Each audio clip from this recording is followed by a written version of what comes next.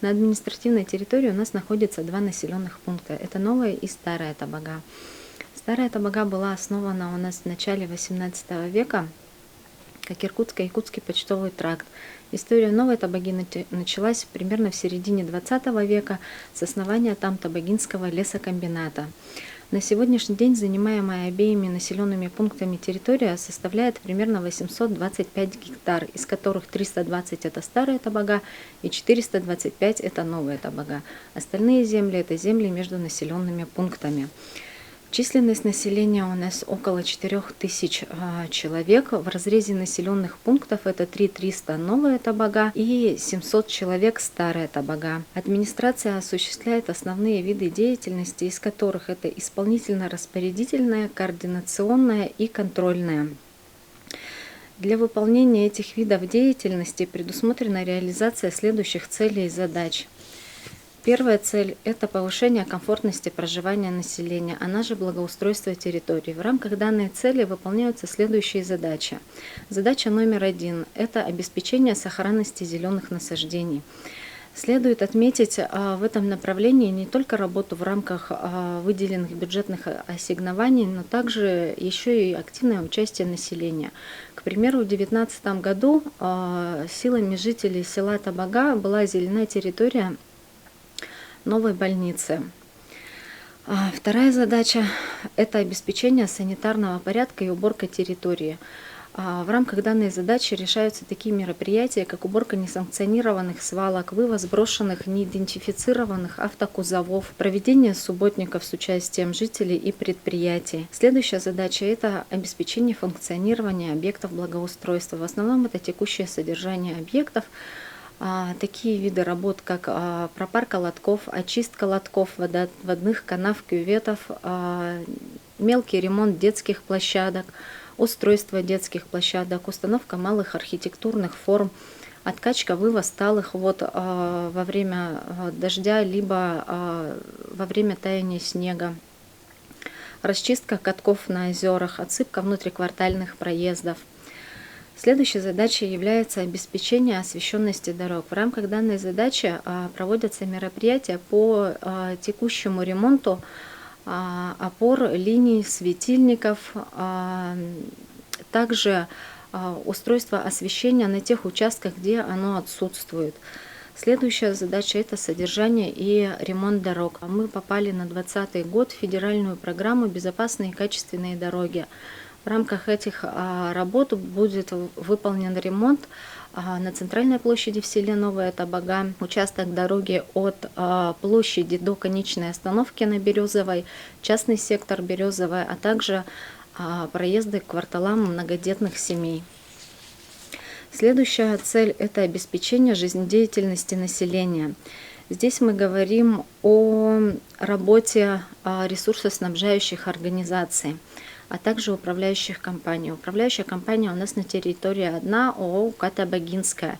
Она занимается обслуживанием жилого фонда. Жилой фонд у нас очень ветхий, в настоящее время ведется работа по признанию части домов аварийными. Большой акцент сделан в этом году на улицу Пеледуйскую, так как на этой улице самый большой процент износа.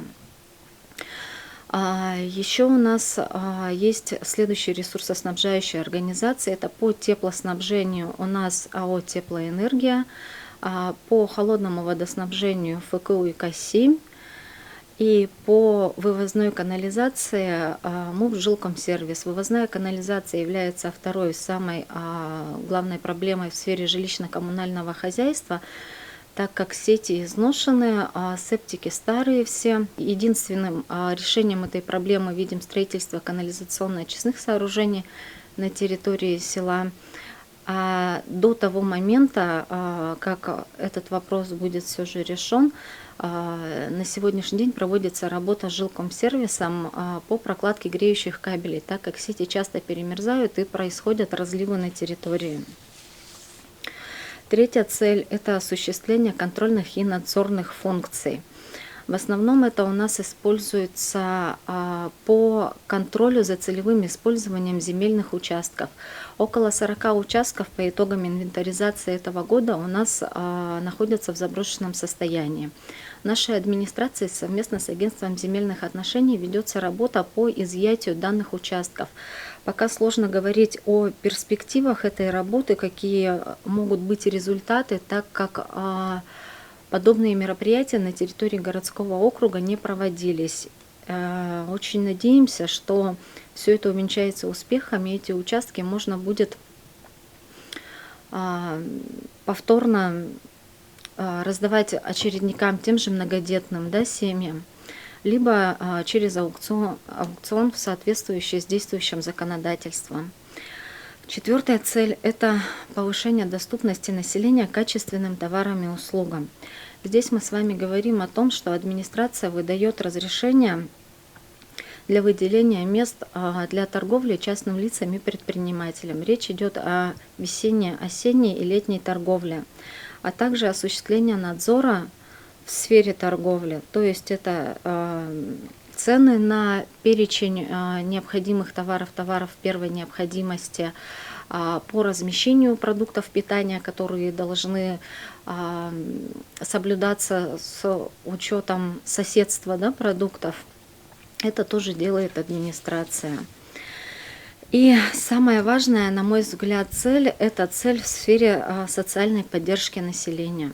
На территории села Табага у нас на сегодняшний день имеется 23 ветерана тыла, 224 ветерана труда, 86 инвалидов, 98 малоимущих семей и 44 многодетных.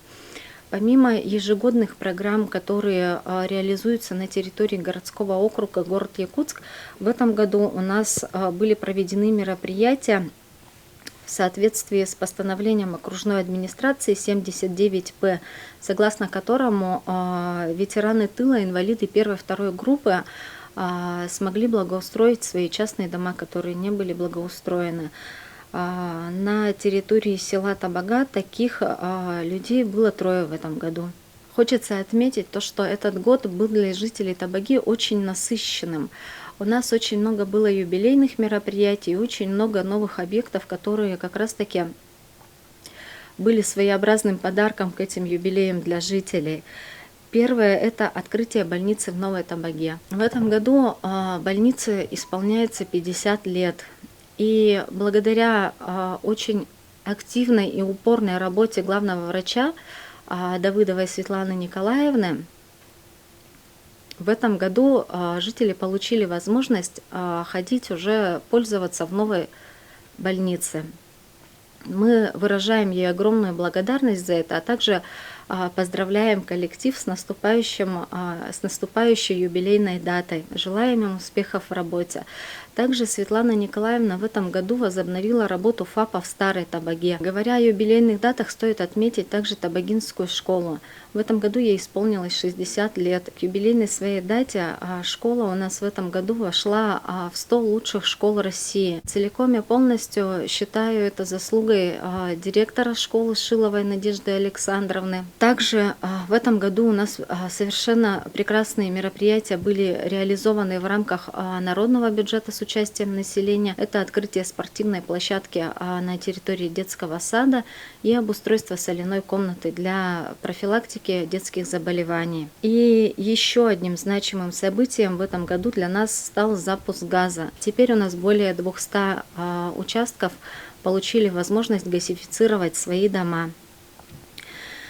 Если говорить о перспективах развития, то на сегодняшний день мы ориентируемся на 2 крупных проекта. Первый – это мостовой переход через реку Лена в районе Старой Табаги, который совместит в себе 2 проекта. Это берегоукрепительные работы и саму трассу дороги, да, строительство дороги. И второе – это развитие туристического кластера «Северная мозаика». Некоторое время «Северная мозаика» у нас находилась в стагнации, но с назначением нового министра предпринимательства и туризма Высоких Ирины Сергеевны началась активная работа по развитию данной территории.